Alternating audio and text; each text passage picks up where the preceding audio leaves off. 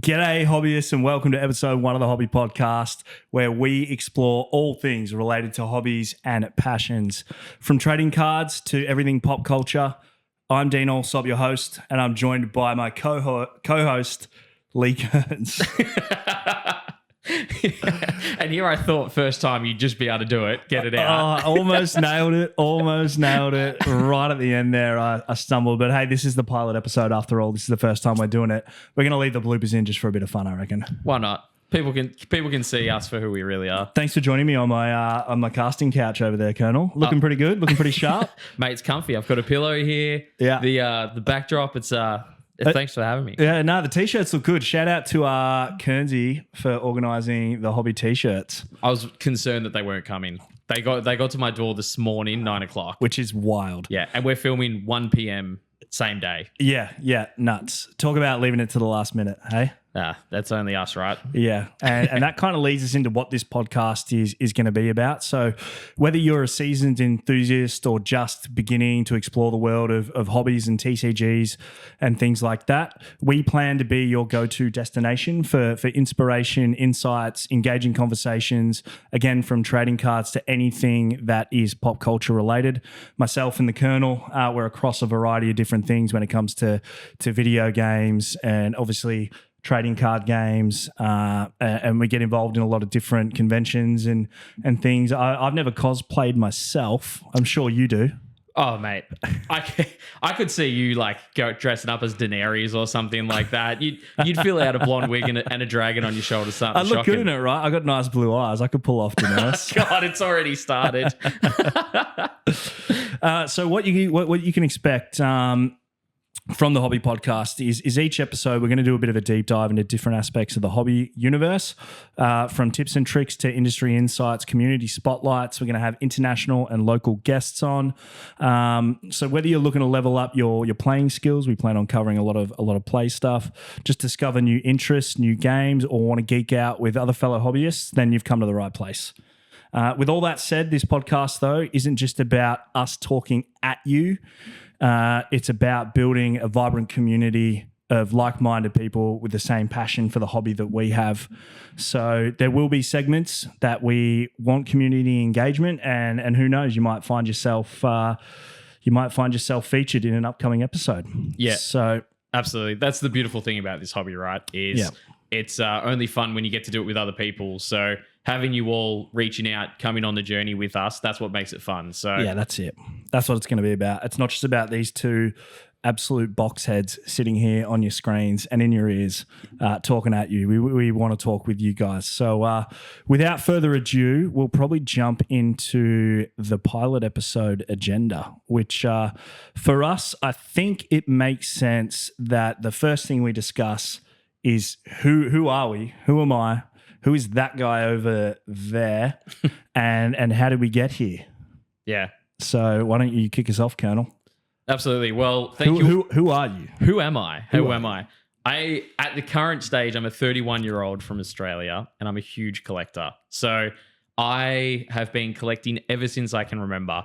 I remember have memories of me and my mum back when I was 6, 7, 8 years old, opening Pokemon cards. You know, I'd save up my $2, which packs were really cheap back in the day. We'd go down to the market. I'd go to the milk bar, buy packs.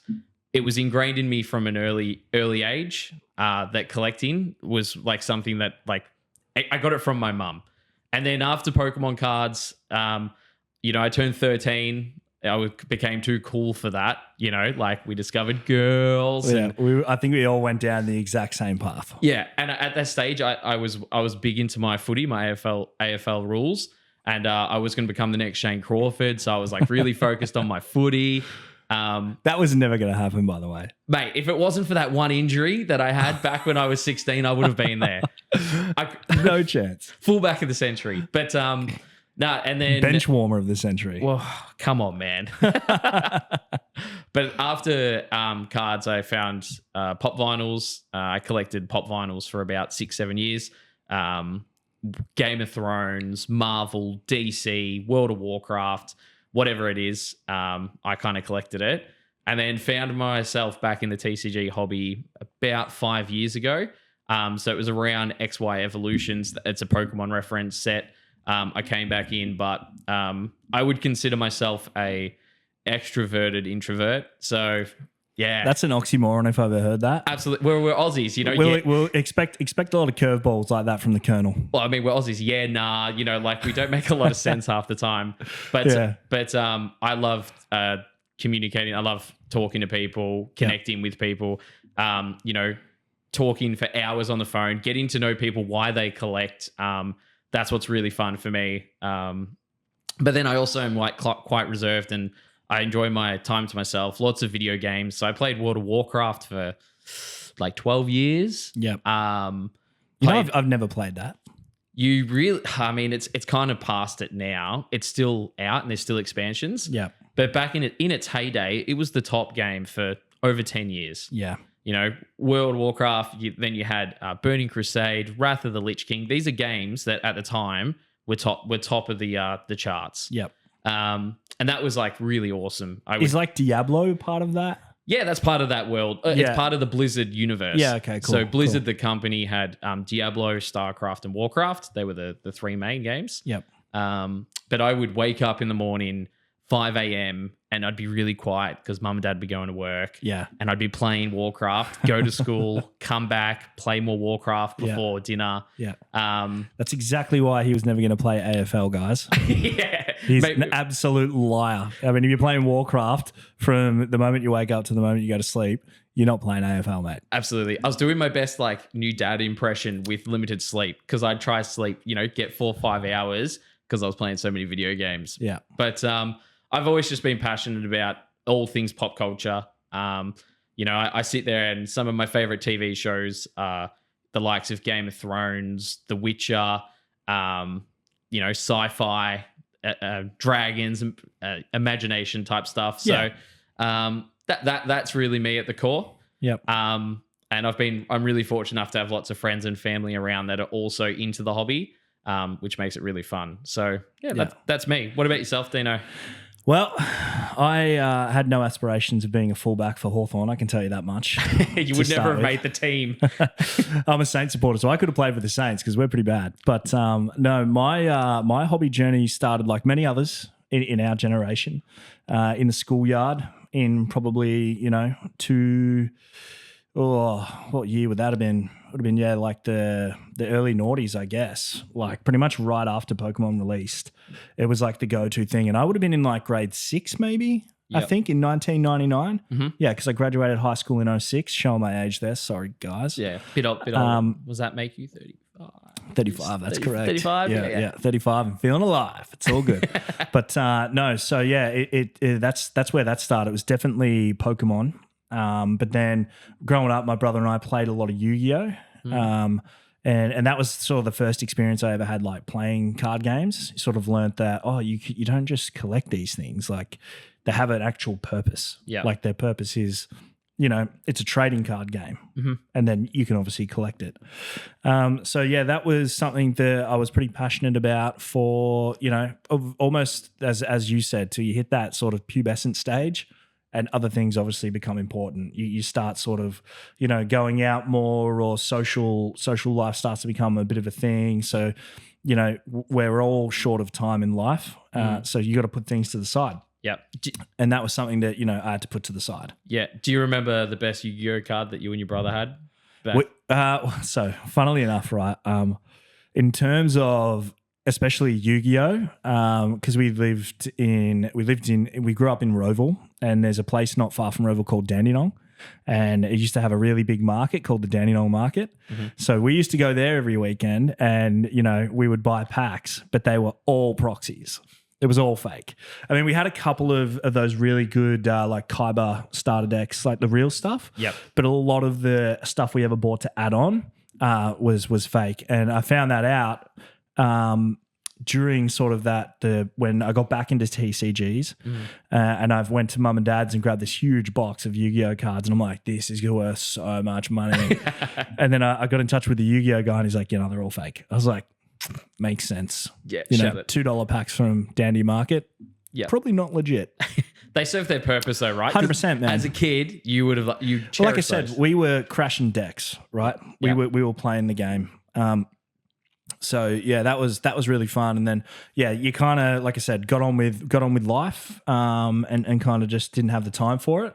And then it was really, for me, in all honesty, I was one of the guys that jumped back in during COVID, when that sort of bubble came. And again, and I definitely didn't jump back in for, you know, the aspect of investment, like how it sparked a lot of interest for people, because out of nowhere, these things that were worth some money are now worth like crazy money.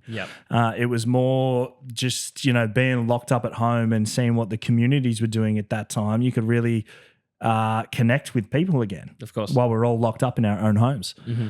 So that was when I got back in 2020, and I'm glad I did, because I got to meet a lot of people, yourself included, and 3 years later, here we are.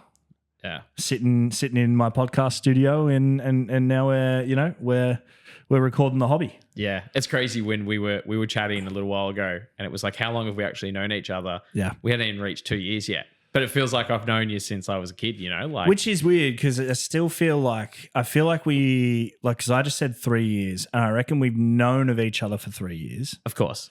But the first time you reached out to me was in September of 2021. Yeah. So, hey, legend. Yeah, something like that. I found the message, remember? Yeah. And it was just like, it was so cringe. I was like, who is this guy? But funnily enough, the Colonel reached out to me to have me on his Instagram podcast that you were running at that time, back then. So that was sort of how all that came about. And here we are. But now I am a avid player of a multiple amount of TCGs. That's definitely what I love. You know, I've collected different things over the years. Some things that have come and gone.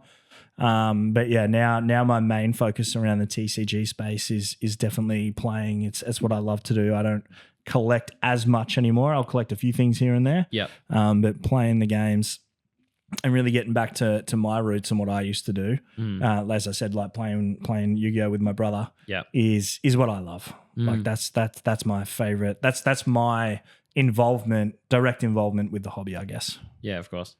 That makes a lot of sense. The whole gameplay thing of it. I've never thought of it like that for you, because now that you've said that out loud, yeah, absolutely. That's what you grew up with. Yeah. For me, it was collect two of everything. One goes in a binder and it's protected, and then you trade or do whatever with the other. Yeah. So yeah, that was quite enlightening there.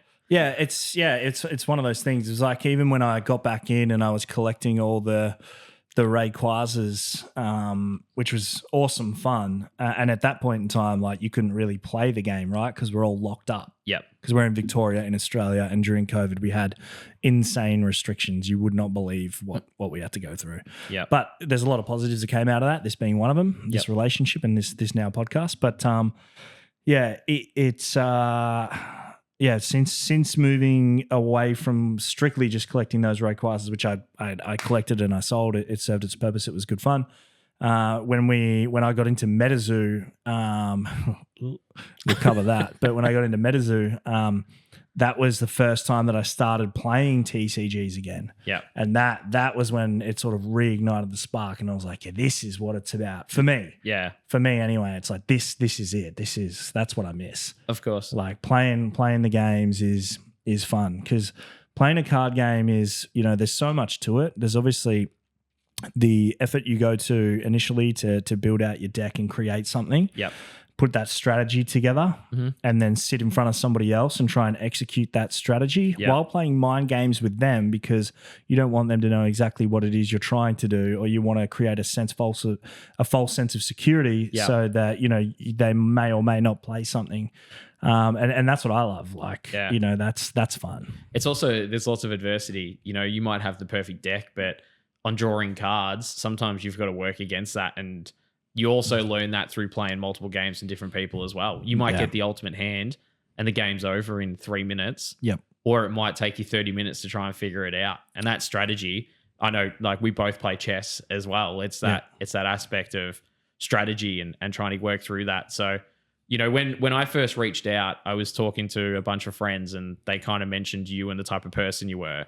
And that's why I really wanted to get you on that podcast, because I wanted to know about your story. Yeah. And from that moment, we kind of just hit it off. I remember we would, during the lockdowns, we'd sit there and we'd talk for half an hour to 4 hours a day, 6 days a week for 12 months. Yeah, I remember that specifically, like just having you on FaceTime, sitting up there while we're both, and for even 20 minutes about, all right, I'm just going to do some emails. Yeah. And we would just work and then we'd go back to like talking about hobby stuff because we just hit it off. And it's worth mentioning that Lee and I were, only 1 degree apart anyway. Whilst we hadn't met for, 30 odd years, you were in the same circle as my younger sister, and in that group. So, and we both grew up in the same suburb as well. Yep. Both our parents still live in that same suburb. Like, it just was the timing. It was divine intervention for us to come together sort of at the right time. Yeah, absolutely. Yeah. And then we, after multiple hours on the phone, we kind of sat down and we were like, you know what, we kind of want to look at this hobby, not just from an enjoyment piece, but also from a business financial position. And we went into business together. My first official business partner. We did. First and last, mate. Yeah. So, I mean that in a good way because we don't need anybody else, right? Like we've proven to ourselves that we work really, really well together. Yeah. Which is, another reason why we're here doing this together. Yeah. But yeah, TCG Nation Australia is our little baby. Yeah. Our little cardboard courier, a little cardboard company. Yep. So yeah, that was good fun. Over what was the course of that? What is it? How old would that be? That'd be over a year old. Over a year, 15 months, 18 months, something like that. Yeah, which was really good. It was an opportunity for us who both love live streaming and opening packs. To get in front and do what we love doing with the people around us. And, to anyone listening to this, thank you for listening. And to those that have been on the journey from pre-stream days, like, thank you for coming on this new form of journey because we've got an army behind us of awesome people that we've created so many memories on, 8-hour live streams. We've done charity events. 24-hour live streams. 24-hour live streams. Oh, that was fun. We've done collectors breakfast where every Saturday morning we draw everyone out of bed at 8 o'clock in the morning, go for breakfast. Good breakfast, though. Those pancakes, nobody's finished them yet. Yeah. Nobody. They're a big stack of pancakes. It's a big stack of pancakes and they're so thick. I always go with the chili scrambled eggs. I can't stray away from that. Yeah, which is a foolish idea when you're going to be in a card store for the next 8 hours. Don't eat chili scrambled eggs, guys. God, they don't need to hear that. But yeah, you're right. Like, from humble beginnings, I think, we got a great crew, a really good community. Yeah. And then we had the period of time as well where we were official MetaZoo partners, and looking after distributing stock to the vast majority of people that live here in Australia that like MetaZoo. Yeah. You yourself and some of your friends, created that Facebook page. You went over to America, experienced the Caster Cup over in America. Unfortunately, MetaZoo is no longer with us, but it's dead. But that was a huge part of our last 12 months as well. Yeah. We did 3 sets. Did you say MetaZoo? God, I was wondering how you're going to use this soundboard. Dean's got a new toy. Does anybody want to buy a MetaZoo? Look, it's. I'm glad you kind of brought that up because we were probably going to cover it at some point. Let's just cover it now. It was a really great game, a beautiful IP. A lot of people really enjoyed it. It's just one of those situations where you've got a management company that were incompetent and it didn't work out. Of course. I'm assuming at some point that IP will get picked up.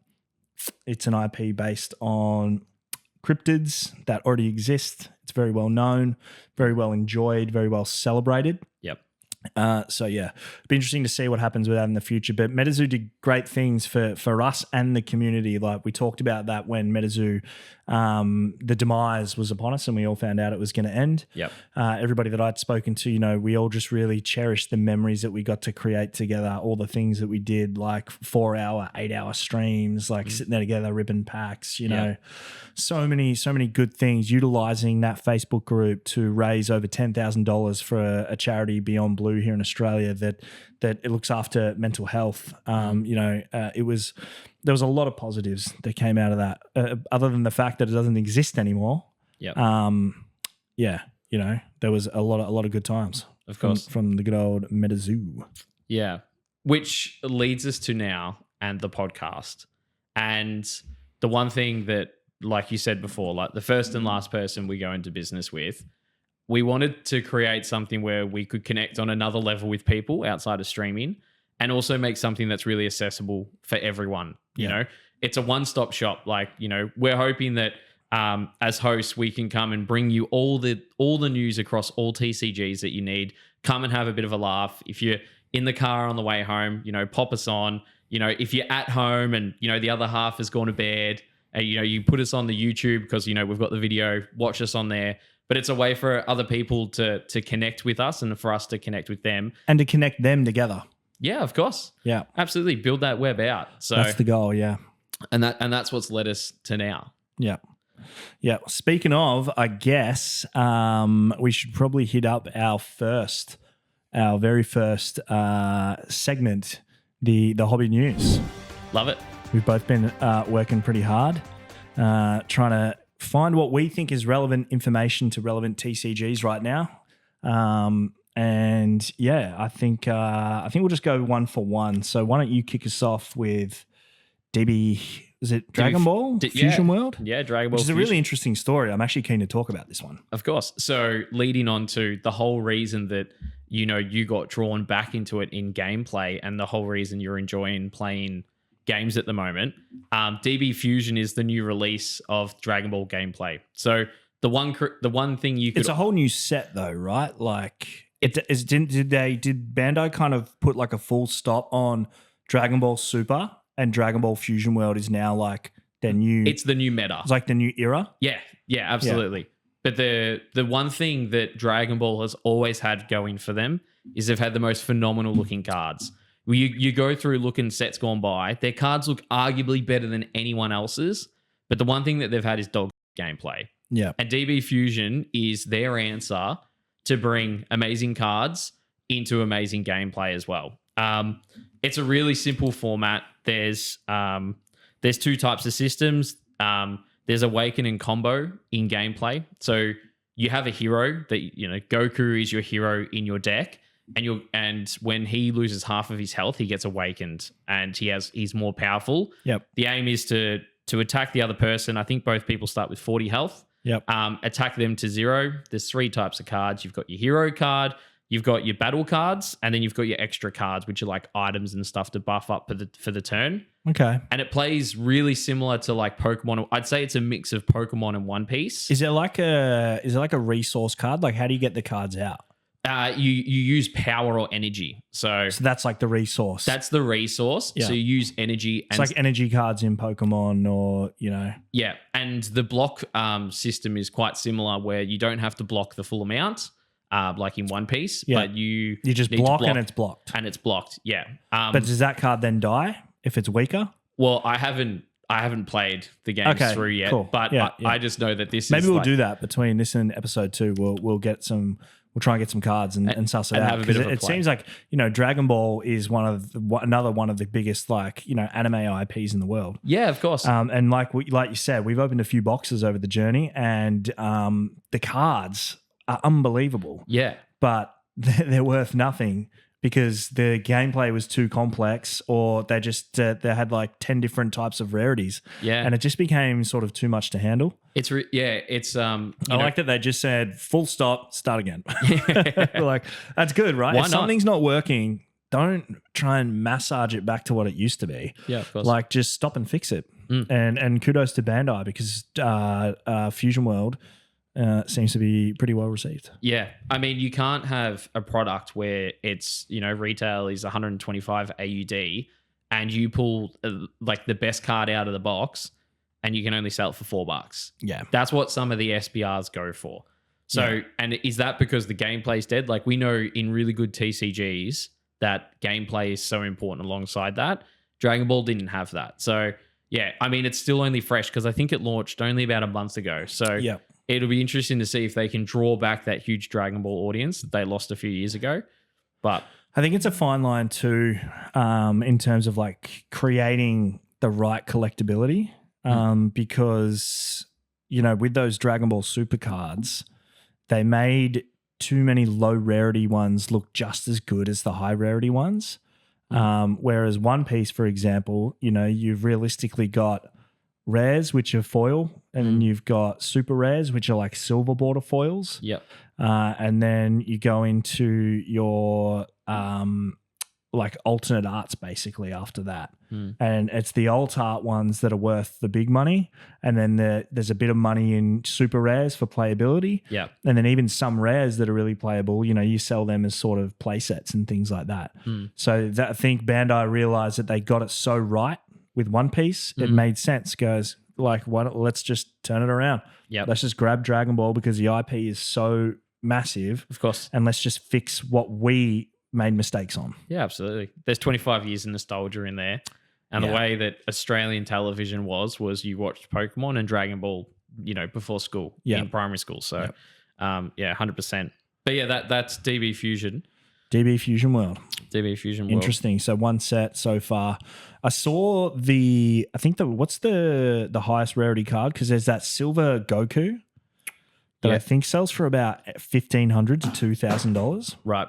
That's I'd have to go and check and see what those are at. Yeah. I couldn't tell you. I've checked. I mean, I haven't checked like recently, but I've seen it. Yeah. All right. Well, I guess I'll take it away with the next one, which kind of really just leans off what you were just talking about, because it is One Piece. One Piece is right now the behemoth of the TCG world. There is no if, buts, or maybes about that.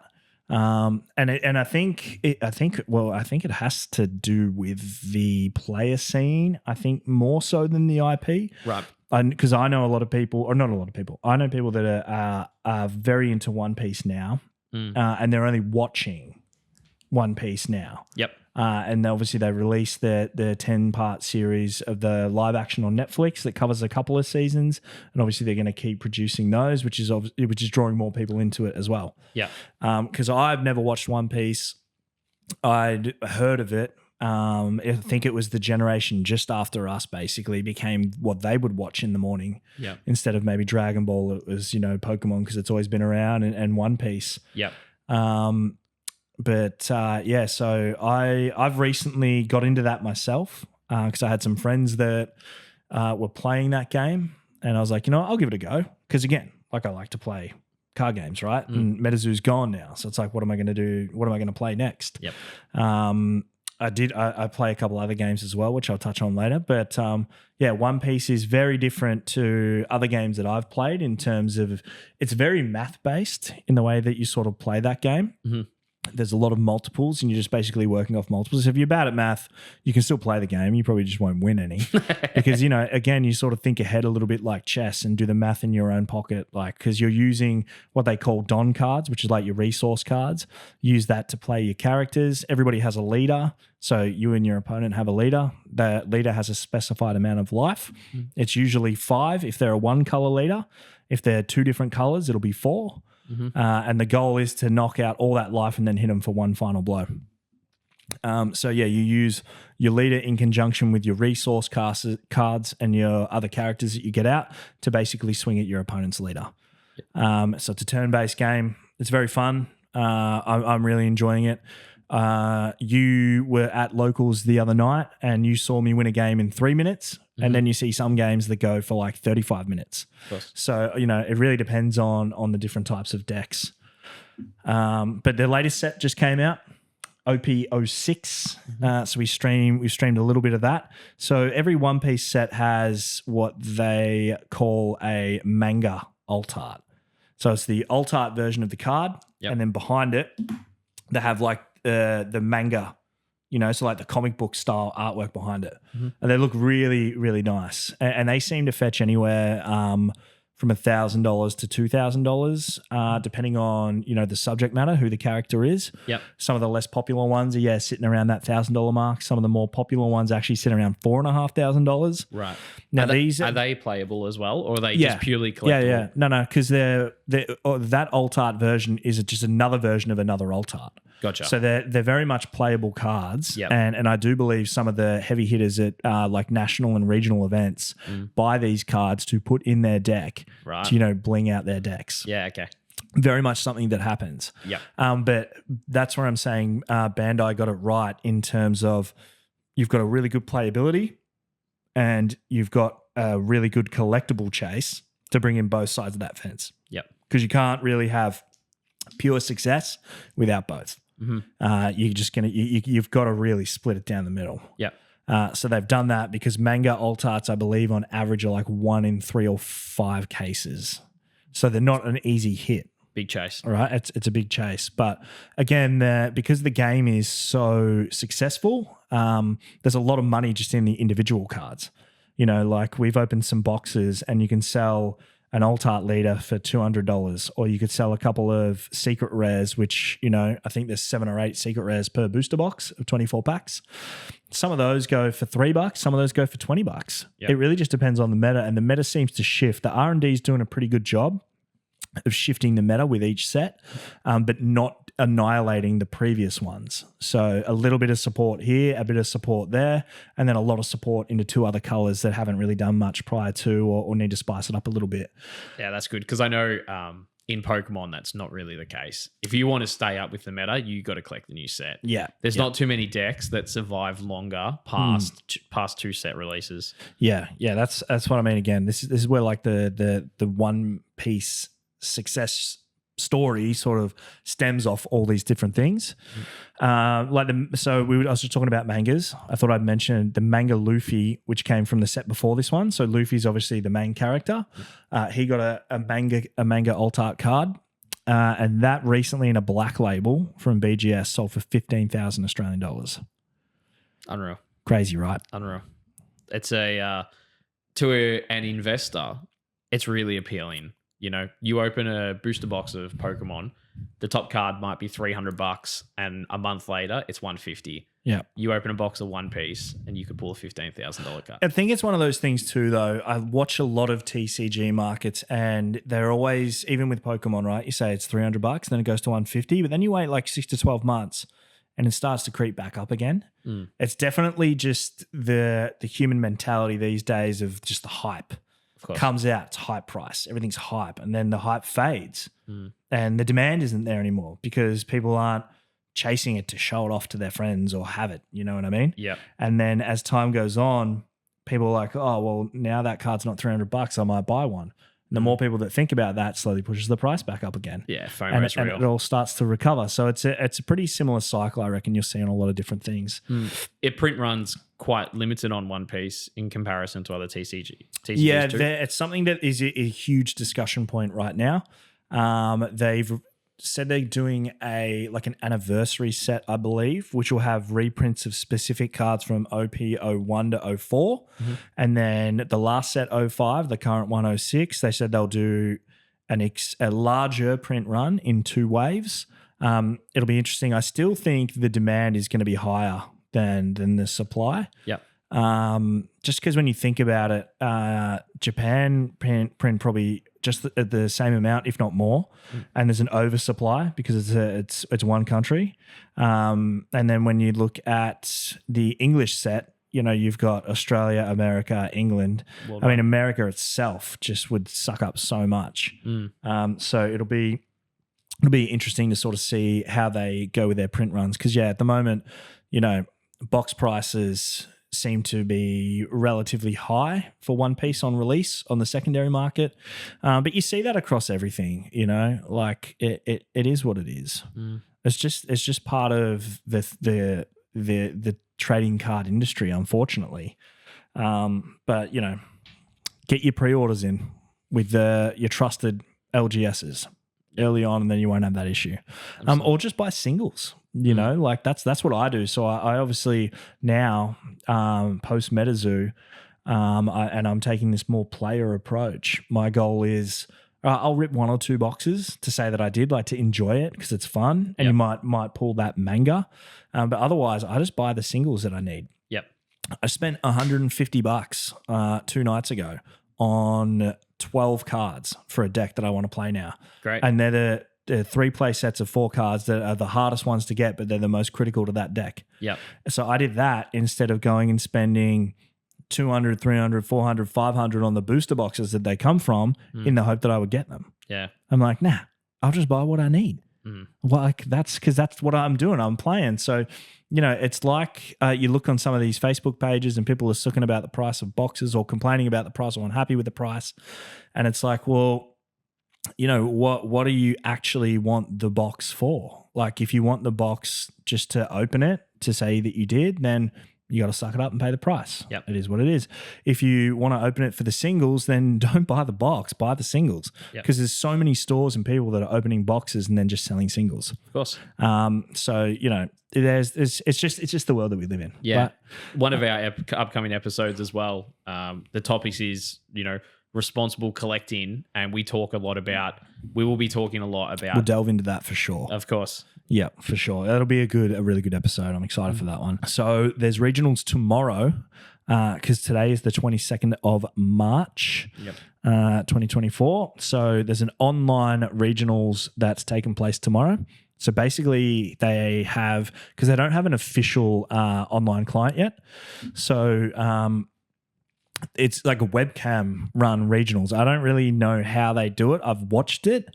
I don't know how they kind of police it and judge it. I don't know exactly how guys do it all, but it's cool. It's really cool that they're still able to do that. Nice. And then they've got their in-person regional events coming up as well. Are we going to see you at the in-person regional events? So I was sent the sign up thing and I didn't realize how quickly they fill and I ignored it for like a week. And then I went back to sign up and it was full. So I went on the wait list. So I'm on the wait list for the one in Brisbane, which is May 11th and 12th at the convention center up there in Brizzy.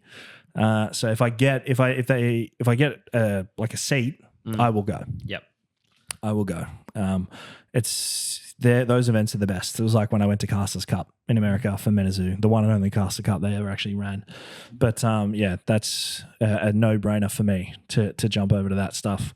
And then I believe in April 20, they've got one in Paddington in Sydney.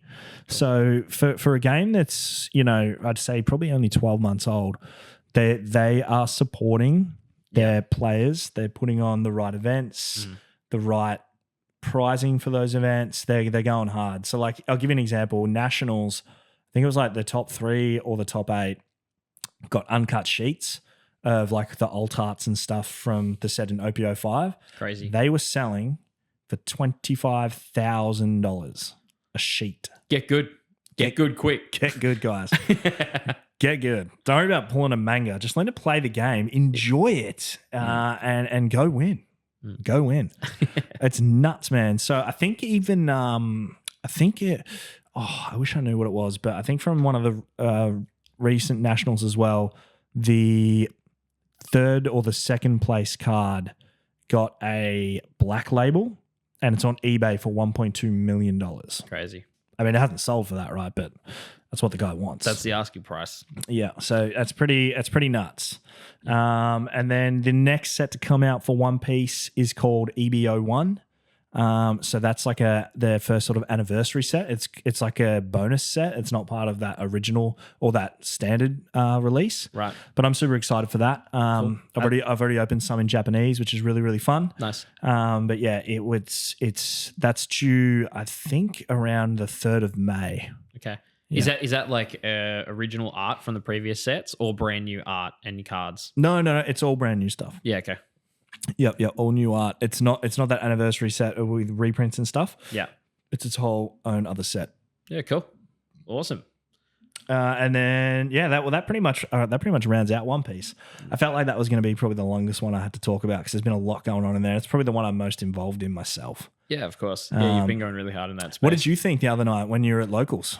I enjoyed watching it. And you checked it out. I enjoyed watching it. I've been playing a lot of Flesh and Blood lately, which plays completely different. So it's pretty refreshing to see a game play style like that. Yeah. All the guys that were down there at the locals were awesome. Legends. Absolute legend blokes. It was lots of fun. Yeah. I planned to hang around for half an hour and I was there for 4 hours. So Story of my life. yeah. Can't shake this guy. God damn it. like a sponge to water, mate. All right. But it was really good. Well, So, what else have you got? I want to talk about Pokemon. And the reason is on the day of filming, Temporal Forces comes out today. So Pokemon has always been my main TCG. Pokemon has been pretty much what I've spouted interest of other TCGs off. It's always been my home base. But I tell you what, it's tough at the moment. It's tough to be a Pokemon fan with the current TCG landscape of Scarlet and Violet. And I'll tell you why. Because for me, the only set that has had any form of nostalgia or cards I've enjoyed has been 151. Makes sense, though. Of course, that's what I grew up with, right? Temporal Forces is the 8th set. And The 8th set? every 3 God, months. that is bad, because even me as like a part-time Pokemon sort of person, right? I feel like I've seen 3 Scarlet and Violet sets. Yeah. That's how much, like, it doesn't even get my attention anymore. They just pump them out. Is it every 3 months? Every 3 months. Every 3 months. So 4 sets a year, and then they do a couple of holiday sets. Couple holiday sets. You also get the, for every, pretty much the math is for every 1 English set, it's 2 Japanese. Yeah. It's split into 2 different Japanese. But Yeah. as someone who grew up in the 90s, Scarlet and Violet is heavily based around new Pokemon. Yep. And we get a little bit of a sprinkle of nice cards throughout the sets of old school. So to your point earlier, I'll go buy some singles but I'm not opening it myself at the moment, which is weird because But you've always said like when the right set comes along, you'll rip it. yeah, of course, Like, always. it's not about collecting every set. It's like, all right, which set do I actually want to collect? Because you're collecting to enjoy it, right? Yep. Whereas Sword and Shield, nearly all of them made sense to want to collect because most of them were brilliant. It was awesome. Definitely over half. Vivid Voltage, Yeah. Brilliant Stars, Silver Tempest, Evolving Skies, Yeah. Crown Zenith. Yeah. Like these are all phenomenal sets, which and me as a collector couldn't say no to.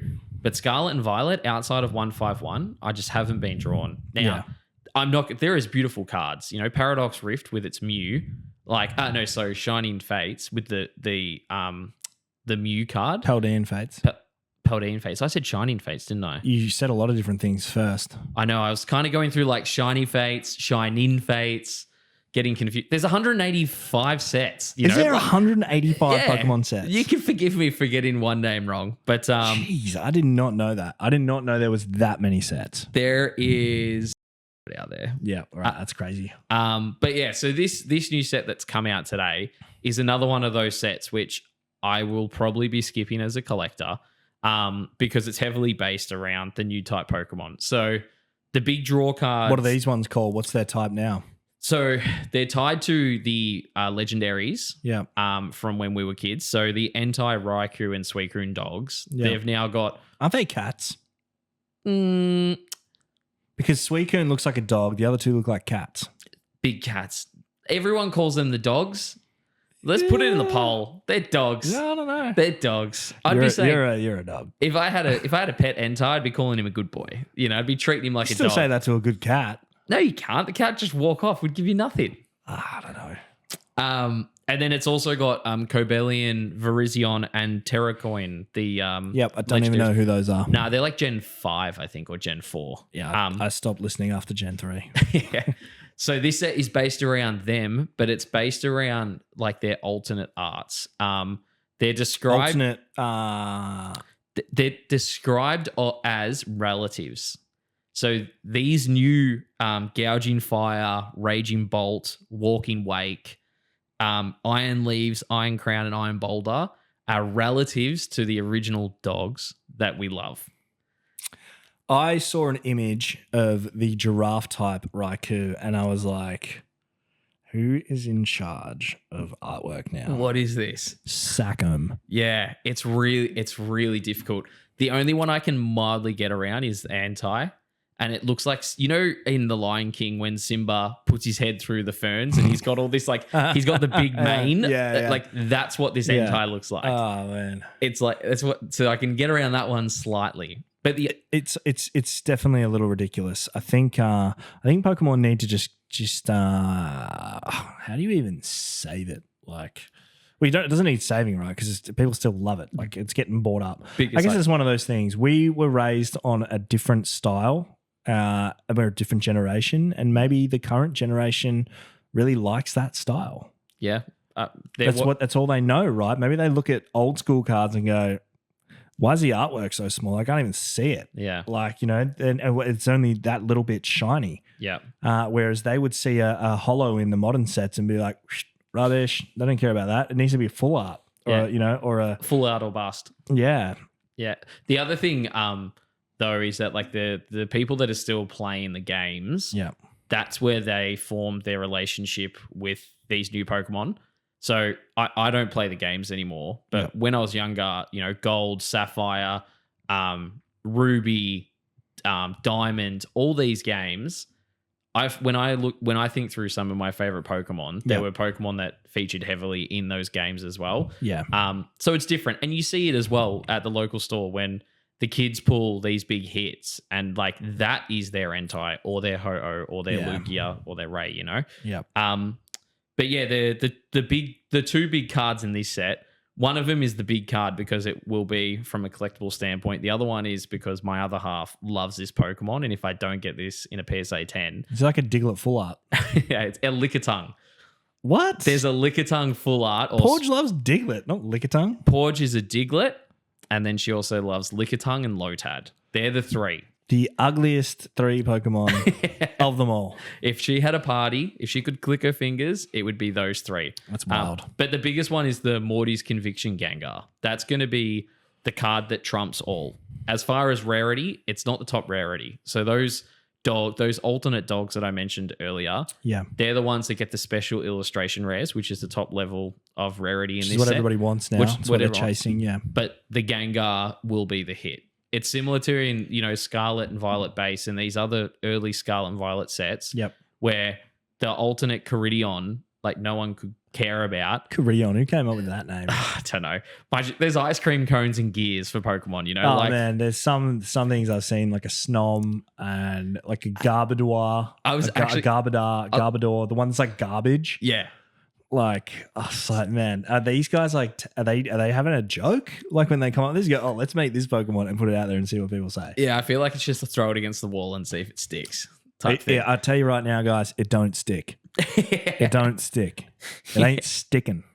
But yeah, the other thing with this set is it's the smallest set that Pokemon have released since Battle Styles back in Sword and Shield era. So there's only 218 cards. That's including only the 56 secret rares. So 56 secret rares. So this is where Pokemon get the collectability wrong, right?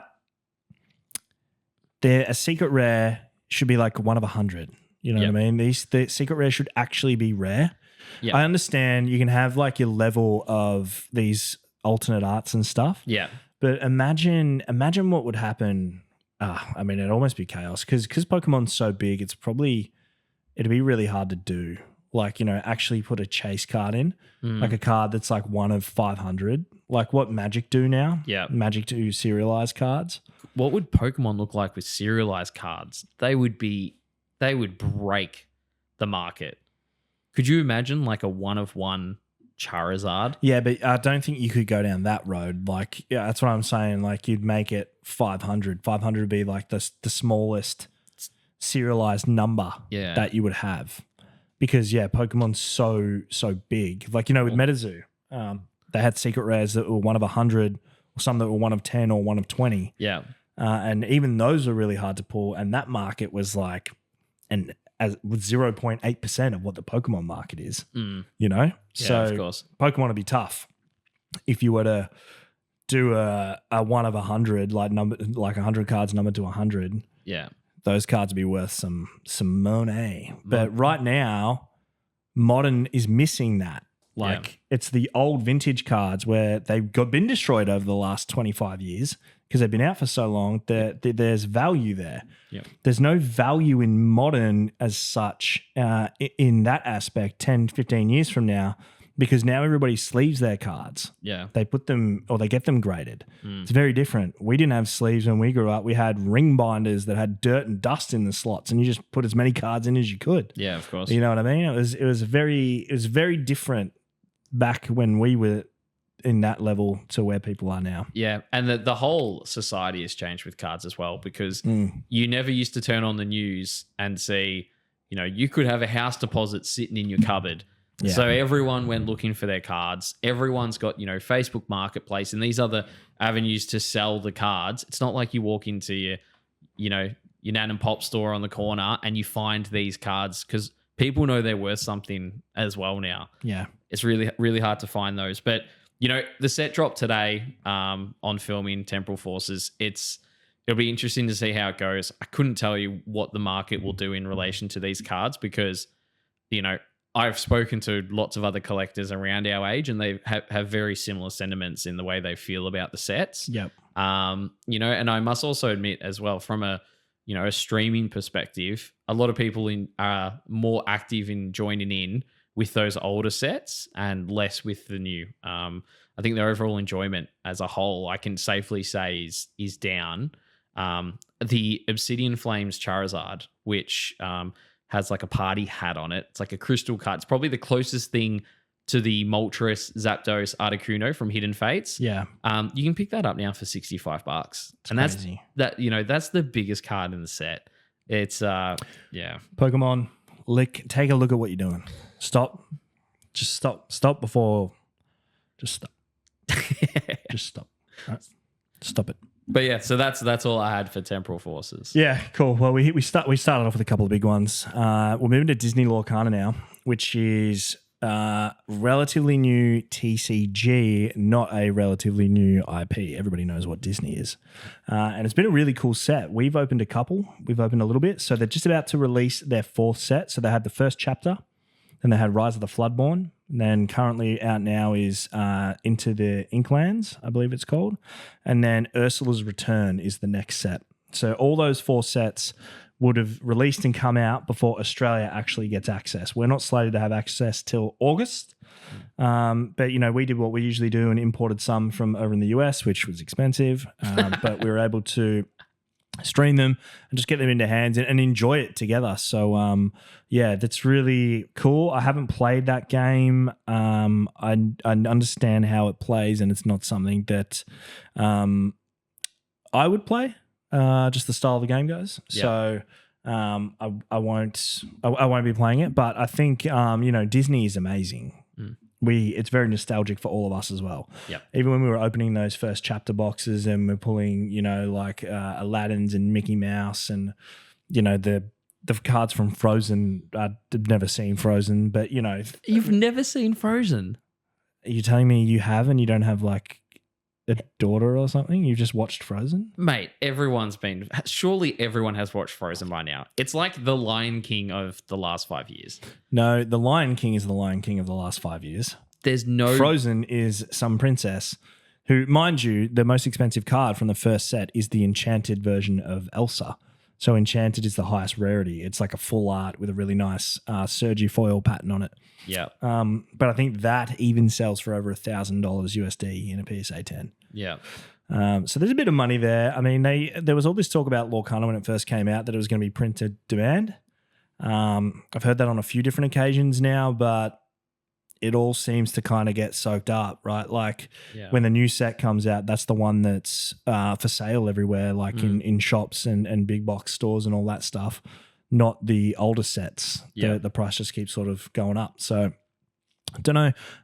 There's a bit of a scene for it in Australia. I'm on a couple of those Facebook pages. And like we said, we've streamed some. Seems to be somewhat popular because it's Disney. But yeah, it'll be an interesting one to sort of keep an eye on. It doesn't have an online client just yet. Yep. And again, like I said, it's not available in Australia. They've got some cool products though, like their product SKU line. They've got booster boxes. They've got like theme decks. They've got these things they call troves, which is kind of like an ETB, but not. And I feel like troves have a certain amount of hit rates where you get better stuff. So like people want troves. Right. Is it like the Magic hobby boxes? Like the collector boxes. Collector boxes? I'm not going to, I don't know. You don't know. Yeah. I don't know. I think Lorcana is going to be really important though for the TCG landscape because it's a real gateway TCG for people that aren't in it. You know, I think about my partner loves Disney. Yeah. And cracking those, like we've opened Pokemon, we've opened MetaZoo, we've opened all these things. But when we sat down with a bottle of wine and opened Lorcana, the smile on her face was something I've like never experienced with her in this hobby. Yeah. And I think it's a great way for collectors out there to, you know, maybe they don't care about Pokemon, but they love Aladdin. Yeah. Go get some Lorcana packs. I love Aladdin, man. Aladdin, your favorite? Oh, man. Every time me and my wife watch it, she just sings that Whole New World song. Yeah. And Mim can sing, so I love it. It's good fun. I'll have to come around and watch that. That'd be awesome. Good. And the live action was great because the chick that played Jasmine nailed it. Jasmine is my favorite Disney princess. Hey, there you go. For anybody that was wondering. It's not Elsa. I'm a huge sucker for Beauty and the Beast. Oh, So actually, I did tell. Okay, so Jasmine would be my favorite Disney princess, but Meg from Hercules is my biggest like Disney crush. Oh, I've got Meg now in my face, in my brain. I couldn't picture her to begin with, but yeah, for me it's always been Belle. I've always loved the story of Belle. Beauty and the Beast is a ripper movie as well. Yeah, and you know what's another good one that people don't talk about? And I don't think I've seen it, and I wonder if it's Disney. It must be Disney. But you remember? Did you ever watch The Hunchback of Notre Dame? That is Disney. Yeah, that's not Pixar. That's Disney. That was a ripper. Yeah, I used to watch that growing up too. That was a killer movie. I haven't watched that for years. Nah, me either. But I remember Quasimodo. Like, it was cool, man. Cool thing. I actually when I went to Europe, I went to you went to Notre Dame. I went to the chateau that inspired that. Oh, yeah. Well, actually, when you went there, that would have been after Notre Dame burnt down? Yeah, no, because when I went there, it hadn't, and then in the 8 years between when I went there and you've been there, it burnt down, and they're obviously rebuilding it. Yeah. Part of it didn't burn all the way down. It just like caught on fire. There's a photo on my old Instagram of me standing in front of the chateau with my arms out. Chateau. It was the chateau. It's what inspired Beauty and the Beast. Right. But yeah, I think it's the Be Our Guest song. That's what Be Our Guest, Be Our Guest. Put our service to the test. Anyway, so yeah, that's mine. Don't quit your day job, Kearns. What else for Lorcana? You got anything? That's it, man. That's it. I think, overall, we'll keep touching on Lorcana because I think it's going to be something that's going to be around. Yep. So we're going to continue to talk about it. But right now, Ursula's Return is the next set that will be coming out. Again, it's the fourth and the last set that we won't have direct access in Australia. Yep. And from the fifth set on, which we don't know what the name is yet, that's when we should be able to have pretty easy access. And at that point, we can report on it a little bit more. Yeah, absolutely. Yeah, it's tough getting product in people's hands when they've got to pay $20 for a pack. Yeah, it is tough. And we always take that gamble and pay way too much to try and get stuff over here. A bit of a grind to sell it. Yeah. But we get there. I'm gonna have to lean on you a little bit here, mate, because I've got the Fallout Magic the Gathering set, and I've never collected Magic the Gathering. I've never played the game.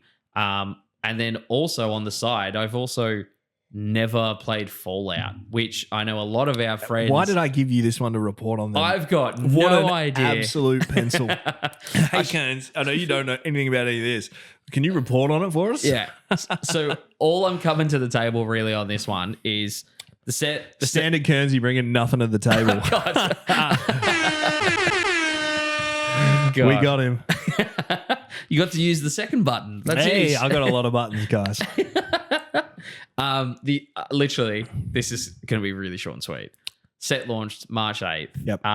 Collector boosters are still collecting over $600. What's RRP on those collector boosters? Did you find that out? $520, I think. That's the retail price. Yeah, I believe it's $520. Australian dollars, by the way, guys. Yeah, AUD here. That's a lot. That's like the Lord of the Rings. Yeah, that was expensive too. Yeah. But I can always like double, triple check that. Yeah. But yeah, I believe from memory I read 520. But these booster boxes, was there 10 packs in there, 8 packs in there? In the No, in the collector booster boxes. Yeah. I think it's more than that. It's only like 8 or 10. Some sets for Magic, their collector booster box only has 4 packs in there. Brutal. Rough. I mean, if you like opening packs, that's rough. Maybe it's 10. Maybe 10's the huge 10 Yeah. or 12 or something. Yeah, it's like half of a normal booster box. So a normal booster box is 24. Let's go with 10 or 12. Yeah. Because it does vary between sets. The thing you touched on earlier is that there's serialized cards in this set, and scouring the internet, they're the cards that I can see are still going quite well. So most serialized cards are over $750 to $1,000. So Magic went through a really big issue around its reprint equity. So Wizards of the Coast own them now.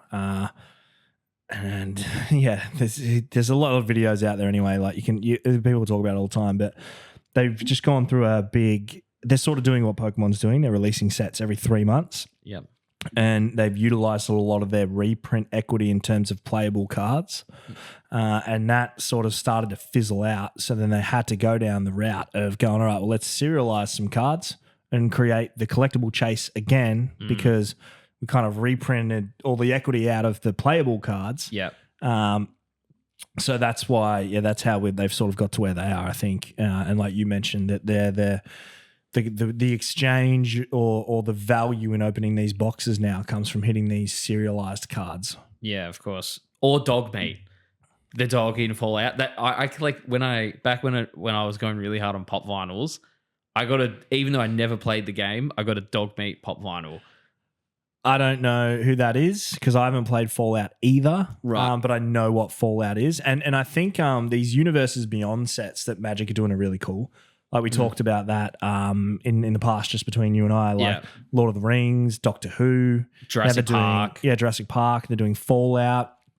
Well, they've done Fallout, which you just mentioned, and then I think there's Assassin's Creed coming up. Which is a really popular PlayStation franchise. Yep.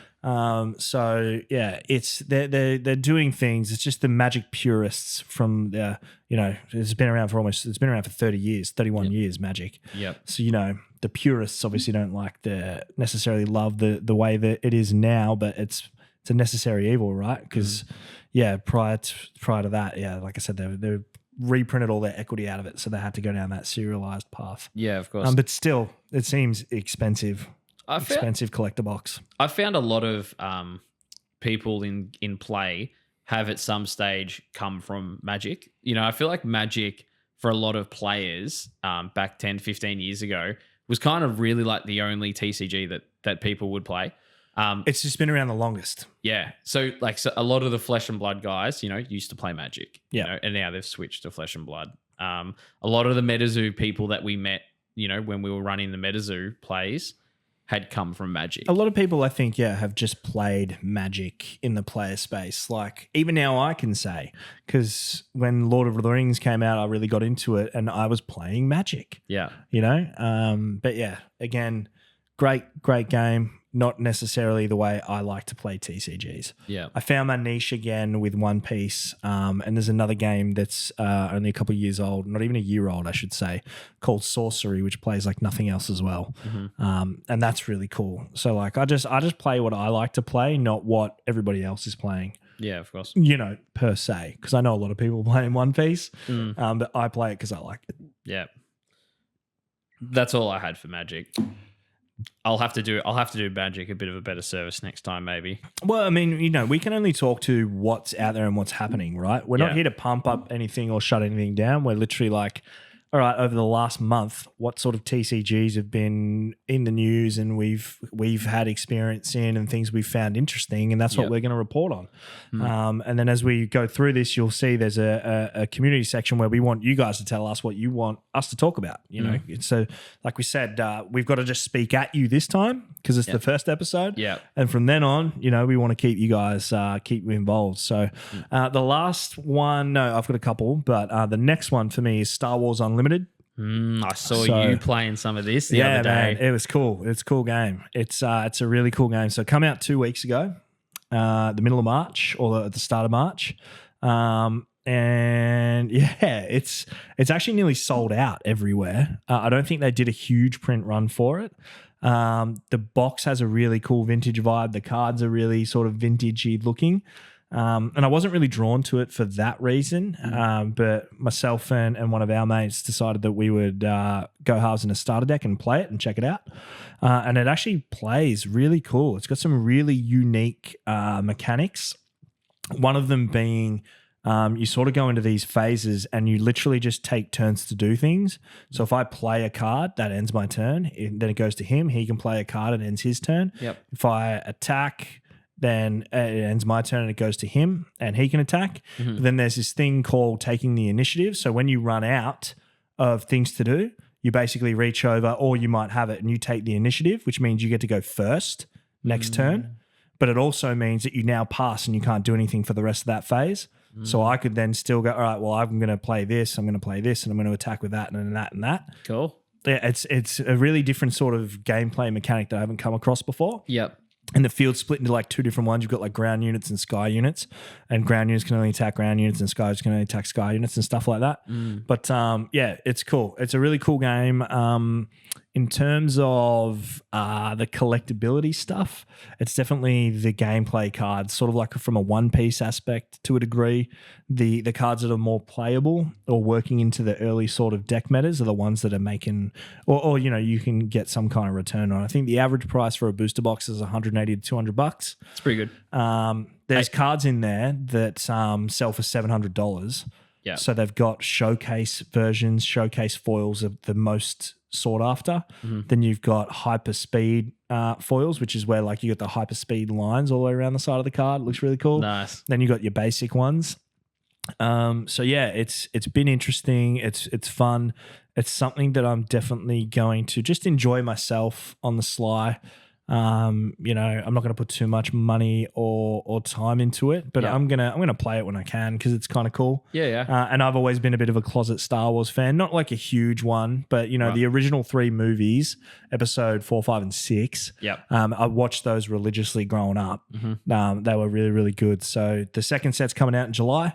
That one's called Shadows of the Galaxy. I should have mentioned the first set's called Spark of the Rebellion. So yeah, I would definitely recommend getting a 2-player starter deck if you want to try it out, because that's what we did. Yep. And I think they're only about $60. You get a Luke Skywalker deck and a Darth Vader deck. So it's like it's hero v hero, not is that who you're attacking? Yeah. So the way that is each person has a leader. Okay. And they have a base. Yeah. So the base will have a specified amount of life, and the goal is to remove all the base life. Gotcha. With the leader, they'll have on there a amount of resource that you need to have available. You don't have to use it. You just got to have it available, and then you can play the leader. Now, when that leader, if he gets killed, he just goes back, and you can't play him again. Interesting. Okay. Yeah, but the idea is to attack the base, and the leaders are usually a bit more powerful. So yeah, right. With the Darth Vader deck, the goal is to get Vader out and attach his lightsaber to him. And he swings pretty hard. Yep. Okay. So cool. Yeah. It's really cool, man. There's some cool mechanics. It's a fun game to play.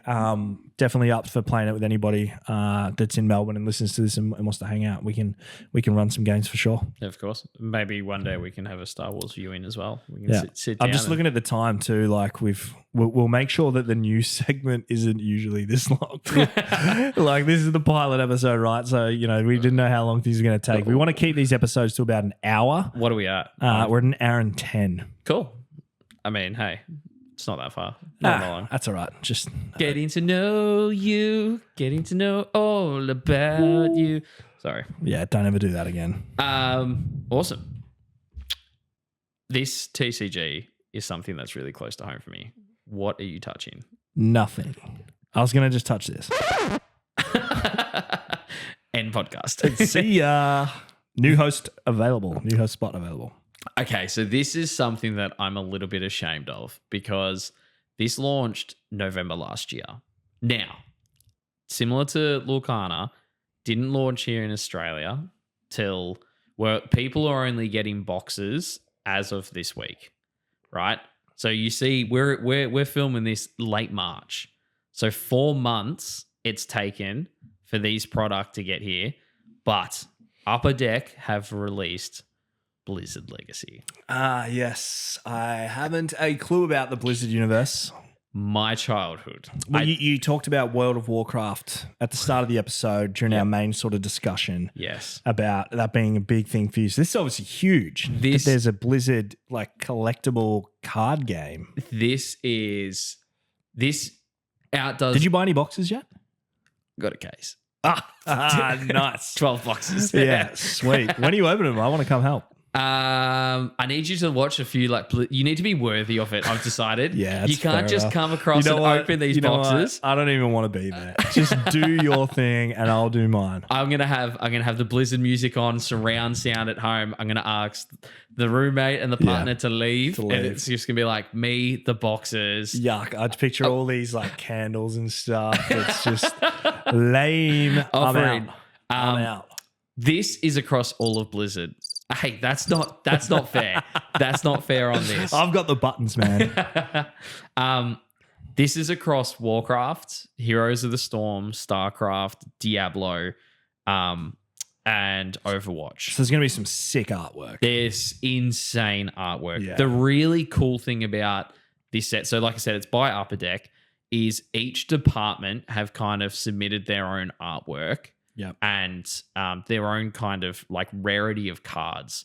So what do you mean department? Is that like different game? Like so Blizzard's the company, overarching company, and then all the games all have their own, they're all that's separate. what you mean. Yeah, that's what I was trying to clarify. Yeah. But there's numbered cards in here. So you've got parallels that are numbered to 99, gold spectrums, 1 of 1.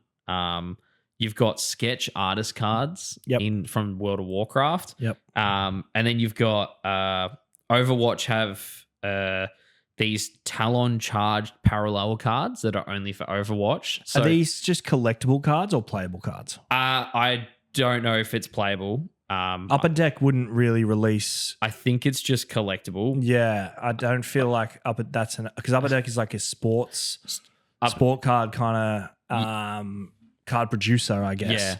Yeah. It's like Tops don't bring out cards that are playable. Playable, yeah. Purely collectible. But they're which is cool. There is so many cards. There's, like I said, there's numbered cards, sketch arts. Did you do any research on those kind of cards? Is there some value in there? So some of them that have been pulled from America at the moment are going from anywhere, depending on how numbered they are, anywhere from 500 all the way up to $5,000. Yeah, see, that's crazy. That's cool. So like, that's going to be fun on its own, right? It's just chasing some bangers. They have numbered cards. They have a convention every year called BlizzCon. Yep. And it's like a 2 or 3 day event where everyone. Have you been to that? No, but I've got to go so bad. Call yourself a fan. I've got to go. I've got to get there. Call yourself a fan. Who knows? Maybe we could do like episode 15 live from BlizzCon. That would be insane. Maybe. But yeah, this is something that I will be going very hard on. I mean, I mentioned earlier that I haven't really connected with anything Pokemon wise from a collectible standpoint. Yep. I'm going pretty hard on Flesh and Blood at the moment, but from a game standpoint, but this is going to be collectible. Like I will sell master sets of Pokemon Darkness Ablaze to go and buy. What's that worth? About $50? Well, rough as guts. Enough. Why push all these buttons during the Blizzard segment? Sorry, man. This is like, I will trade 600, 1,000, whatever it is. Yeah, to get some of these. This is going to be. I can see the passion on your face, man. Like this is the one. This is going to be it. Yeah, I like it. So I'm really excited for that. Hopefully the case is here next week. Do you know if any of the does PSA or BGS grade these cards yet? Yes, CGC? they do. There's graded cards. But yeah, I'm just thinking of like a 1-of-1 artist sketch of one of my favorite characters, Thrall, Sylvanas, Kael'thas. Like these are all characters that... Never heard of them. Well, you've seen the statues in my room, right? Still never heard of them. Never heard of them.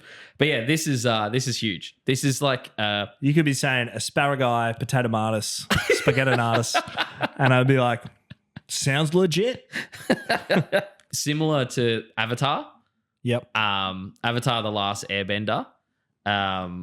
I went through, collected that set. That was that only the Weiss Schwartz one? Weiss Schwartz, yeah. So that was a huge card. That was a huge set for me. Yep. That was my childhood and I loved.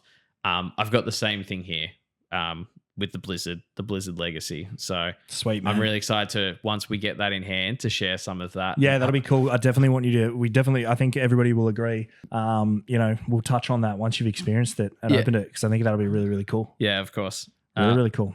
You've got some... I'm just going to wrap it up with a couple of Kickstarter TCGs. Yep. I think it's just, something to talk about because people are out there, if you don't know what Kickstarter is, it's basically like GoFundMe, but for new hobby and board games and stuff like that. They do a lot of different stuff. People put books on there.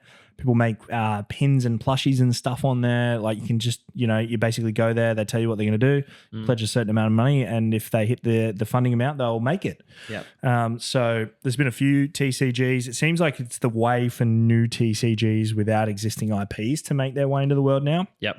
It's how MetaZoo came about, and it did horribly on the Kickstarter, but took off after that. And now it's kind of paved the way for other games. Many have tried, many have failed. I would say currently Sorcery is probably the only one that's seen success post Kickstarter and not destroyed themselves since inception, like since ever. Yeah, because like MetaZoo, Grand Archive is there. Yeah, see, I know nothing about it. I don't really see much of it out there. Yeah. So I can't really talk to it. But yeah, I mean, I guess, that's another one Grand Archive that seems to be okay. So I guess Grand Archive and Sorcery are probably the same, where they've got their like niche sort of communities and they're running their tournaments overseas and doing that kind of stuff. But MetaZoo was at that point once as well, and they didn't invest the money into management. They just invested into product and it fell apart. But anyway, we're not talking about those. There's one called Nom Nom, which is the brainchild of an ex-MetaZoo artist and an ex-MetaZoo content creator. The artist being Victor Larson, the creator being Johnny Dunn, Multi Potions, a really good friend of mine. I really like what they've created. It's a different kind of game. It's a TCG RPG or a TC RPG. So it's a trading card game, but sort of like a role-playing desktop kind of game. You can obviously play it with just cards, but you can also play it on a desktop and use like little statues, sort of move them up and down. The idea is to get to your opponent's boss and kill it and attack it and stuff like that. So that's really cool. That Kickstarter campaign, I would say, was successful in the terms that it raised $378,000. And I think their goal was something like $80,000. That's in Australian dollars, by the way. So they've absolutely smashed that. I was one of the backers just because I want to obviously support my friend. I've got a couple of the cards. I think it looks really cool. It'll be interesting to sort of see where they go. I would just always exercise mass caution when backing a Kickstarter. Don't do it because you think you're going to be a billionaire, because you ain't. Just, support what you like. Yeah, do it because you like the product. Yep. And then there was another one that recently... the Kickstarter finished a while ago, but the product's actually come out and we're going to have some on hand because I think it looks really cool. It's called Chronicles of Arcane. That was created by a guy called Ryan, who used to be pretty prominent in the MetaZoo community. And I guess sort of sat back and said, all right, well, I've got some good ideas and will follow that kind of same path MetaZoo did, but I won't make the silly mistakes that they've made. It's really paid dividends. They picked up a lot of the MetaZoo artists to join them, which is exciting. The game plays basically like Magic the Gathering, but without the annoying nuances of Magic the Gathering. So I could see Chronicles having some success, but after the demise of MetaZoo, you've always got to be skeptical, right? Of course. Just collect what you love and it'll never matter. That's why I loved MetaZoo, so I got plenty of a collection that's probably worth nothing now, but it doesn't matter because it looks cool. It's all memories, You and I have some really good memories in particular. But to give you an example, like that Kickstarter only raised $41,000. Right. Which was double its funding goal. I think their funding goal was only $20,000. Great. But yeah, it's look out for that. We'll have some of that on our TCG Nation Australia streams on Twitch. Speaking of, if you're not following TCG Nation Oz on Twitch, go and follow us. So you don't miss out our live streams every Tuesdays and Thursdays. Although Kernsy's gone a bit rogue and streams sort of whenever. When are you doing this week? Monday night? Yeah, I'll do Monday night. I'm waiting for it to fill out a little bit more. Well, that stream would have already happened by the time you guys see this, so don't go and watch the following Monday night because you probably won't be on. Yeah. But It's a good shout. It's a really good shout. It's just want to make sure we take care of them. So cool. All right. Well, that wraps up the hobby news. The first round of the hobby news is done and dusted. I could see you looking for the button. Looking for a button. I was like, yeah, no. I'll jump in. No. That the hobby rumble. This I have been looking forward to. So, this is going to be huge. This is going to be this is fun. This is going to be fun. Yeah, and painful. Yeah. So every episode, myself and Dean are extremely competitive. We're going to sit down and we're going to have a little debate. And this is where we need your involvement to come on in. Head on over to our Instagram where after the episode is posted live, we'll have a poll up where you can decide who wins and the loser will have some form of punishment. We're going pretty straight down the line with the first one. The loser will be eating a habanero chili. Yeah, on the next podcast. We'll just... on the podcast? That. Yeah, at the end. At the end. We'll record it separately and it'll form part of the podcast post-production. Yes. But because I don't want to lose and eat a habanero and have to sit here being sweating bullets. We don't want to ruin the rest of the content. It'll just be part of the content. Of course. But this is something fun for us. Like I said, to incorporate you. You have the power as the viewer to join in and let us know. I do ask that you vote based on the actual dot points that are raised and not on which one of us you favour more than the other. Yeah, because we know I would win every week. That was a disclaimer for you, bro. No, I'm not worried. So I'm just going to leave that and we're going to get straight into it. Our first hobby rumble, we've gone Pikachu versus Charizard. And Dean, I'm going to open the floor up to you. Yeah.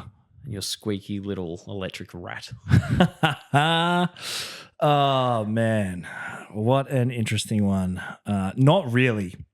I'll tell you why. Because Pikachu, hands down, is the most iconic Pokemon of all time. Without a single shadow of a doubt. Standing 1 foot 4 inches tall and weighing in at about 13.2 pounds, this little squeaky electric rat actually made its first appearance 6 minutes and 55 seconds into the very first episode that was ever aired on April 1st in 1997 in Japan. It was met with disappointment. Ash didn't want him. Go on. I mean, Pikachu didn't want Ash. Yeah, that's very true. I would say Pikachu's more famous than Ash. Pikachu is more famous than Pokemon. Pikachu, yes. There are people that know what and who Pikachu is, and they don't know what Pokemon is. Yeah, there's that iconic video of that guy naming the Pokemon and he's naming them all these stupid names and he goes, oh, that's Pikachu. Yeah, exactly. See, thank you for helping me. That's right. You need it. Go on. I definitely don't. We set this one up so I could have taken the easy win here. But, Pikachu's been at 98% of episodes. I would love to know what that 2% is. Of the entire Pokemon anime. Yeah. How I don't even know how that's possible. How's there an episode without Pikachu in it? It's probably all the recent stuff since Ash and Pikachu aren't in it. Who's the companion? Oh, does he have a different companion? I don't know. I don't watch it, man. I just found the stats. I'm here just proving a point, right? Yeah, gotcha. Pikachu, cultural icon. It's instantly recognizable all over the world, as we just discussed. It doesn't matter where you are. You could be in Norway, Ukraine, Australia, Thailand, Uzbekistan, Antarctica. There will be someone there who knows who Pikachu is. As I said, there's parents, that don't even know what Pokemon is, but they know who Pikachu is. Mm-hmm. Franchise mascot. It's the official mascot of Pokemon. It's prominently featured on all the marketing materials, merchandise, promotional events, and promo cards. I mean, that's an absolute given. How many times have you been to a Pokemon event and there hasn't been a Pikachu? Oh, yeah. Wait, never. It's always there. It's true. I don't know if there's a bigger marketing There figure isn't anything. There isn't. Think about all the Pokemon Center promos that they release in Japan. They're all Shibuya Pikachus, this Pikachu, that Pikachu, Poncho Pikachus. Everything is Pikachu. Pika, Pika, Pika. Pika. All right. What else we got? He's Ash's lifelong companion. He's very loyal, right? Right. He's very loyal to Ash. He's a determined little rat. He's courageous. Everybody knows his big move is Thunderbolt. Like Pikachu, like he packs a punch, man, for a tiny little rat. Yep. You go back and watch that anime and see how many Pokemon he defeats, including Charizard, with a Thunderbolt. Like Big old Thunderbolt. he's a weapon, the little Pikachu. Pikachu merch actually ranks amongst the top selling IP products for all of Pokemon, which is obvious. Mm-hmm. I mean, who doesn't want to be Pikachu? I think this is obviously something that a lot of people know, but the most expensive Pokemon card ever sold was a Pikachu Illustrator, a PSA 10 that involved $4 million cash and a trade with a PSA 9 Illustrator that was bought by Logan Paul. So technically the value sits at around $5.275 million.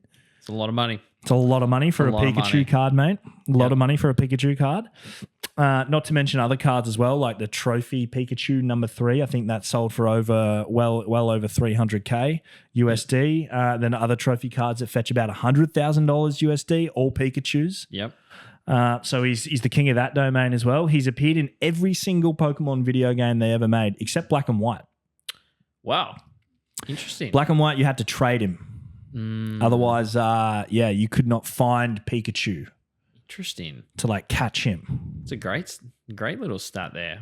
No idea. What else have we got here? The yellow version is the only one. Like the yellow version, you could only select Pikachu as the starter. It was basically created in, I guess, as a love story to the actual anime, where that's who he started with. Yeah. So that stands out. Charizard doesn't have anything cool like that. Pikachu's got his own little version. Sealed copies of yellow version still sell for about $3,000 as a minimum for a sealed copy of the game, and that'd be a PAL version. I'd imagine in the US they probably go for a lot more than that. Right. And graded versions probably go for a lot more than that. There's a video game called Pokemon Pinball. They had Pikachu on that. Yep. Still got it. Yeah. So I think we can all sit back and happily say, hand on heart, that Pokemon would not be what it is today without our adorable little red cheek yellow rat, Pikachu. I'll salute to Pikachu as well. That was quite good. Do you know Pikachu actually wasn't meant to be the mascot? I do. And that they only changed it at the final hour before launching. So and I bet you they can only sleep at night because they did that. Yeah. It just worked out. Like this little Thunderbolt tail, man. Like Pikachu rocks. Yeah. I know my back's against the wall here. I've really got to push this. I will preface this by just saying Charizard is cool in its own right. But in terms of this debate, he stands no chance. You would have had a better argument with Pikachu. Pikachu v Pikachu. Yeah. So Charizard, maybe not the marketing beast that Pikachu is, but on a cool level, he's so much cooler. Mythology, a dragon. Ken Sugimori. It's not really a dragon. He's like a podgy rooster. Well, he was a podgy rooster. Doesn't even look like a dragon. He's like a big fat orange bird, mate. He's based off a lizard dragon. Lizardon. Pikachu, if you take the name, is crackling rodent. So we know, but he's an electric rat. We're not steering away from that. When we talk about the TCG itself, Pikachu has 170 cards that have been released. Charizard has exactly 100. Pikachu only 3 times outside of these medal cards, and I love that. See, he's got to compare everything to Pikachu, whereas I just spoke about Pikachu because Charizard has no chance. The Illustrator and these other cards came from 20 years ago. Pokemon have woken up and they've gone. Not necessarily. Some of those Pokemon Center promos I mentioned are relatively new. All I'm going to say is Charizard has been holding Pokemon up for the last 15 years, and you can see it from a collectible space. Incorrect. Pokemon Charizard only adds value post-COVID and 2022.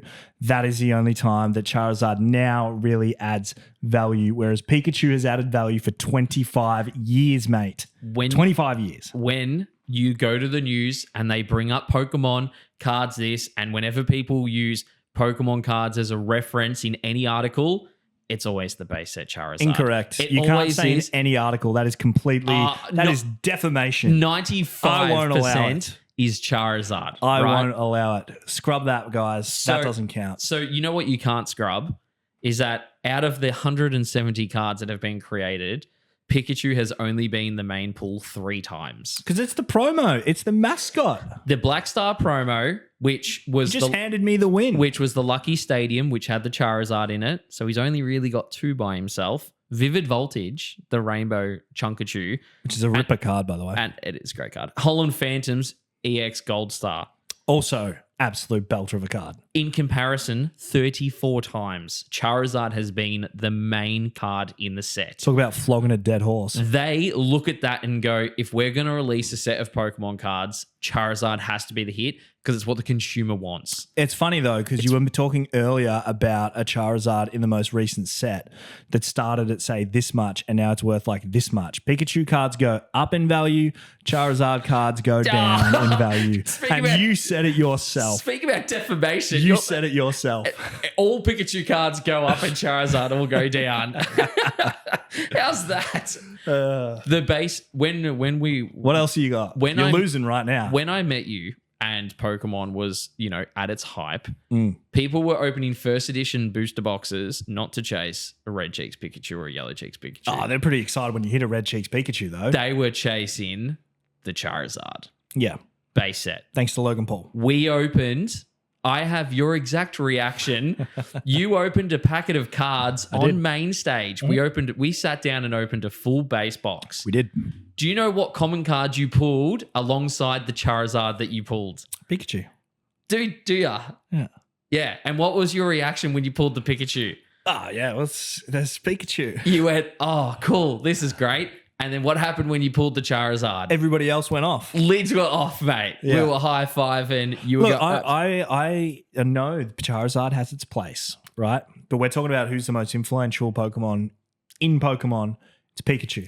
We're talking about Pikachu versus Charizard. Not influence, it's everything. It's still everything Pikachu. into one. Still Pikachu. Anyway, I'm going to leave you on this, right? This is my closing notes. If I wanted to go and fly to New Zealand tomorrow, on the back of my Charizard, I could.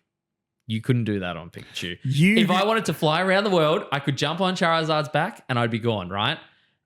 If I went camping and I couldn't make a fire and I wanted to cook my s'mores, bang, Charizard, fire. Boom. Assuming you could get your Charizard to listen to you, because they are notorious for misdemeanors and misbehavior.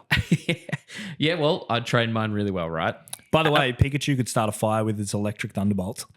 Mate, go hunting. Charizard does the hunting for you. Perfect. My final note: if we had to cosplay, right? Yeah. And I had to dress up as Daenerys Targaryen. Yep. And I had my pet Charizard right next to me in my cosplay. Yep. I would look really badass. A, I'd be really good looking. B, people would look at me and go, "Wow, that's so cool." You, on the other hand, if you had to cosplay as Ash, maybe Ratatouille, and had your Pikachu next to you, people would go, not so much. Yeah. Yes, Pikachu is a marketing beast, but Charizard's way cooler. All right. Well, that ends the first Hobby Rumble. So we're going to create a poll on the Instagram. So make sure you go to @the_hobby_pod. Give that a follow. If you're not following it, we will put a post up there. So that is where you are going to have to decide on, you're voting for the winner. So whichever one gets more votes doesn't have to suck down a habanero chili.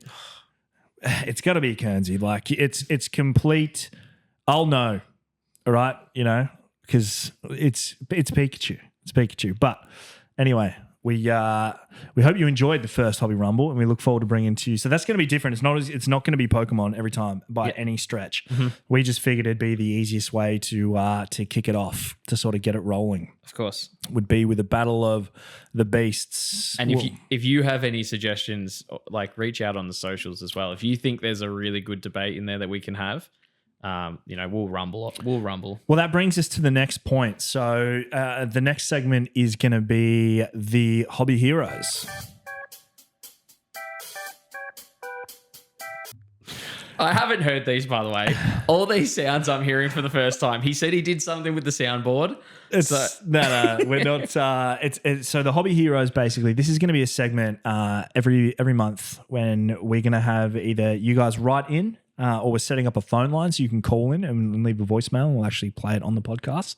And we want you to call in and give us a topic to discuss. Obviously, say good day. Tell us who you are, where you're from, how you're feeling, what you like, what you don't like, and give us a quick topic for us to just hash out for 5 minutes. We'll probably do 3 of those every episode.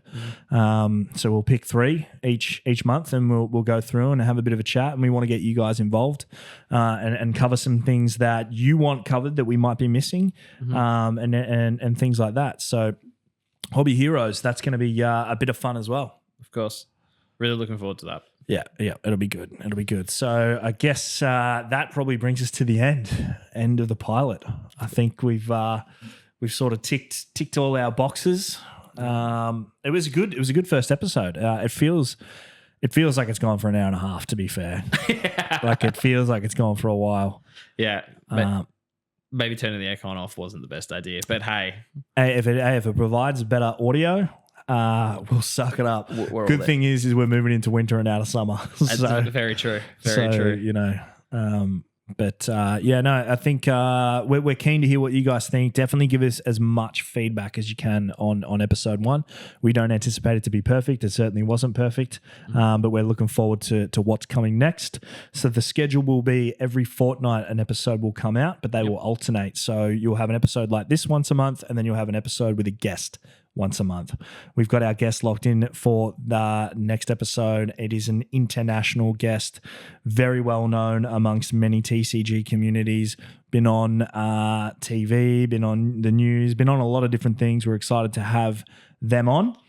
We will not tell you who it is because you got to tune in to find out. This person is very passionate about the hobby though and collecting, which makes them the perfect first guest for the Hobby Podcast is somebody that ticks all those boxes. So we just want to thank you guys for tuning in to episode 1. Yep. We really hope you guys enjoyed it. For the email, you've got to hit us up at the Hobby Podcast AU. The Hobby Podcast AU@gmail.com. Yep. So that's what we want you guys to write into for the first time, and then we'll have the phone line hopefully set up next time, which will just add a whole nother layer. We're really excited about that. Of course. And make sure you're following the TikTok and Instagram, like Dean said earlier, the _hobby_pod. Yep. And the YouTube. Which is the Hobby Podcast AU. Yeah. Which hopefully you're watching this episode on anyway. Yeah. But if you're listening to it, that's where you'll find it. We will put a link tree in the description that has links to everything for you anyway. Of course. And make it a little bit easier. But I think is there anything else you want to add to the end of the pilot before we wrap her up? Just to anyone that's still listening an hour and a half into the pilot, thank you. And let's go on this journey together. Yeah, that's it. I'm excited. All right. Well, that's us. Wheels up, and we are out of here. Thanks for tuning in, guys. Mad love. This is the Hobby Podcast, and we'll see you real soon.